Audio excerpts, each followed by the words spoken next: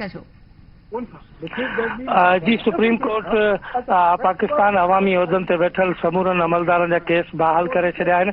अदालत नेब तरमीमनि ख़िलाफ़ दरख़्वास्तनि खे ॿुधण जोॻो करार ॾेई छॾियो आहे। चीफ जस्टिस उमर अता बंदियाल आख़िरी ॾींहं ते पीटीआई चेयरमैन जी दरख़्वास्त ते महफ़ूज़ कयल फ़ैसिलो ॿुधाए छॾियो आहे। अदालत पारां प्ली बारगेन ऐं 50 करोड़ रुपयनि जी हद मुक़ररु करण वारियूं शिकूं कलअदम करार ॾिनियूं वयूं आहिनि। अदालत पारां नेब जा समूरा केस एहतसाब अदालतनि में ॿुधण लाइ ॿीहर मुक़ररु करण जो हुकुम ॾिनो वियो आहे।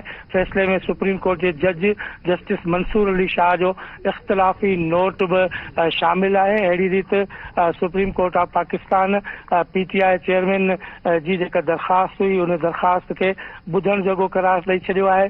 चेयरमैन तहरीक इंसाफ़ तरफ़ां शहबाज शरीफ़ जी इत्तेहादी हुकूमत तरफ़ां नेब कानूननि में तरमीमूं जेके कयूं वयूं हुयूं उन जे हवाले सां मौक़ुफ़ इख़्तियार कयो, हुनखे चैलेंज कयो हो ऐं चेयरमैन तहरीक इंसाफ़ नेब तरमीमनि खे चैलेंज करण जो ऐलान करण खां पोइ नवाज़ शरीफ़ जे अॻूणे वकील ख्वाजा हारिस जे ज़रिए 27 जून 2022 ते नेब तरमीमनि खे सुप्रीम कोर्ट में चैलेंज कयो वियो।